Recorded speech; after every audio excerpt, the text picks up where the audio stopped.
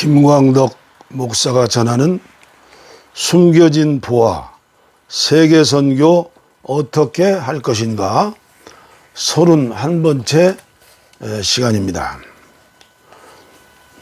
제목은 자국인 제자 선교사. 겨울이 달려오는 소리가 들립니다.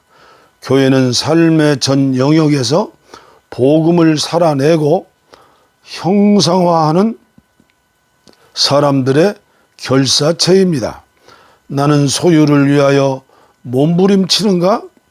아니면 사명을 위하여 복음만을 붙잡고 그분이 보내시는 곳 어디든지 가서 믿음, 소망, 사랑의 삶, 즉 예수 그리스도의 복음을 실제화하며 살아가는가? 넓고 넓은 세상 티끌처럼 사는 인생길에서 오직 일용할 양식으로 만족하며 하늘에서 땅으로 내려오신 예수님처럼 선교사의 삶을 살고 있는가? 그렇게 사는 것이 최고의 행복이요 영원한 삶이지만 한국교회의 현실은 어떠합니까? 자신들의 필요를 더 잘 채워주는 교회로, 그리고 사람들의 필요를 더 잘 채워주는 교회를 만들기 위해 몸부림치고 있지는 않은가? 사명은 하나님 존재 자체에서 뽑아낸 것으로 이해된다. 아버지와 아들 그리고 성령님이 교회를 세상 안으로 보내신다. 사명이 있기에 교회가 있는 것이지 교회가 있기에 사명이 있는 것은 아니다. 데이비드 보쉬의 말입니다. 이제 생각을 바꿔야 할 때입니다. 그것이 종교 개혁입니다. 생택주 페리가 남긴 말입니다. 배를 건조하려면 인부들에게 나무를 실어 오라고 재촉하거나 분업을 시키거나 명령을 내리지 말라. 그들에게는 넓고 끝없는 바다를 동경케 하라.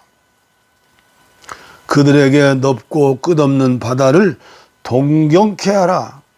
우리 주님은 교회와 나를 향해 어떤 간절한 바람과 기대를 하실까요? 두말할 나위 없이 지상명령, 마태복음 28장 18절로 20절, 사도행전 1장 8절입니다. 예수님께서는 곧바로 땅끝까지라도 가라고 행군 명령을 내리십니다. 개인뿐만 아니라 이 세상과 세상 나라들의 일들 가운데 하나님의 통치가 성령을 통해 이루어지는 곳이, 모든 곳이 하나님의 나라입니다. 선교는 하나님 나라를 확장하고 세우는 사역입니다. 이제 왕의 음성에 귀 기울여야 합니다. 너희는 가서, 목표는 땅끝입니다. 그것이 비전이요 사명입니다. 33살에 더 점령할 땅이 없어 울었다는 알렉산더 대왕에게 부왕인 필립 대왕이 한 말입니다. 아들아, 내 야망에 걸맞는 대제국을 건설해야 한다. 마게도니아는 너에게는 너무나 작다. 그런 의미에서 세계선교는 아무나 하는 것이 아닙니다. 자기의 궁극적인 소유욕 때문에 예수님을 팔아했던 가야바와 같은 종교 지도자들, 바리새인과 서기관들, 사두개인들, 그리고 그들이 세운 황금사원 예루살렘 교회를 누가 정죄하겠습니까? 심지어 타락했던 중세 가톨릭과 목숨을 걸고 진리를 사수하며 새로운 교회를 세웠던 종교개혁주의자들과 추종자들까지도 가장 중요한 지상명령에 대하여 무지했습니다. 그들은 초대교회에 이미 이루어졌기에 이제 남은 일은 지역을 복음화하는 것이라고 믿게 된 것입니다. 종교개혁 시기에서 근대선교 아버지인 윌리엄 캐리 시대에 이르기까지 예수님의 선교 명령은 무시되거나 다르게 해석되었습니다. 윌리엄 캐리는 개혁주의자들의 그런 논쟁을 통렬하게 비판하면서 모든 족속으로 제자를 삼으라는 명령이 타당성이 없다면 그리스도인에게 세례를 베푸는 것도 타당성이 없음을 역설하면서 선교에 대해 잘못된 주장을 공격하였습니다. 사실 후세대에 제자 삼는 사역을 했던 사람들은 성경적 근거 없이 한 것이었습니다. 왜냐하면 가지 않고는 모든 족속을 제자 삼을 수 없기 때문입니다.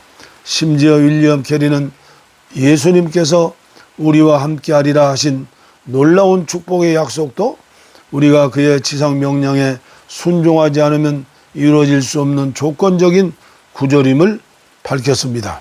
그러나 참으로 안타까운 사실은 윌리엄 캐리 이후 근대 선교 역사가 발전하는 기간인 200여 년 동안 다른 것들은 거의 무시된 채 지상 명령만이 가장 중요한 구절이 되었다는 것입니다. 그리고 지상 명령만 강조됨으로써 마태복음의 전체적인 말씀과 선교에 대한 포괄적인 메시지가 균형 있게 발전하지 못했습니다. 주님의 지상 명령을 옹호하는 사람들의 선교 신학은 매우 단순하였고 포괄적이지 않았습니다. 지상 명령에 대한 구절은 지상 명령을 수행했던 사람에게는 지나치게 남용되었지만 다른 사람에게는 무시되었던 것입니다. 이렇게 해서 신학세계의 주류의 구원과 선교의 분리가 영구적인 것이 되었습니다. 결국 선교하는 사람들의 선교에 대한 몰이해와 지혜 없음이 세계 선교를 가로막는 걸림돌이 된 것입니다. 그렇다면 한국교회 희망은 어디에 있고 누구일까요? 최전방에서 헌신하는 선교사들과 선교사를 보내는 교회의 지도자들의 몫입니다. 알렉산더 대왕에 길들여지지 않는 야생마 부케팔루스 이야기입니다. 아무도 다룰 수 없게 버려진 말이 될 운명이었습니다.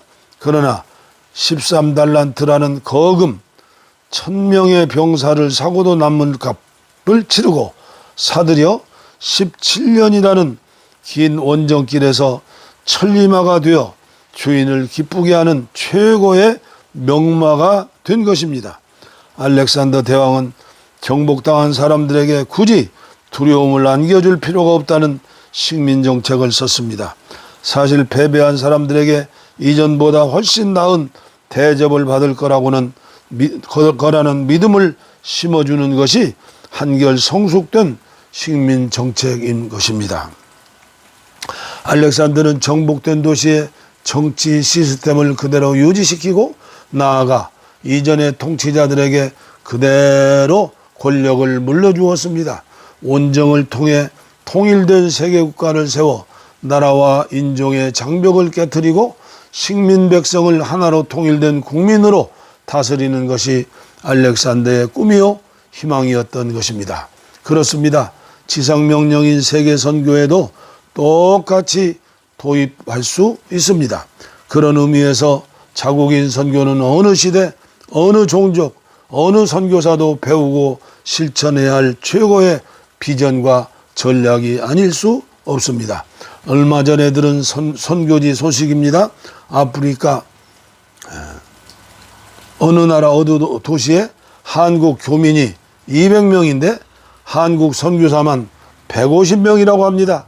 그 옛날 백인 선교사들의 무덤이었을 뿐 아니라 지금도 우리나라와 비교하면 지옥과 같은 선교지에 가서 눈총을 받고 선교 동원을 방해하는 삶을 살아야 하겠습니까? 해결책은 간단합니다.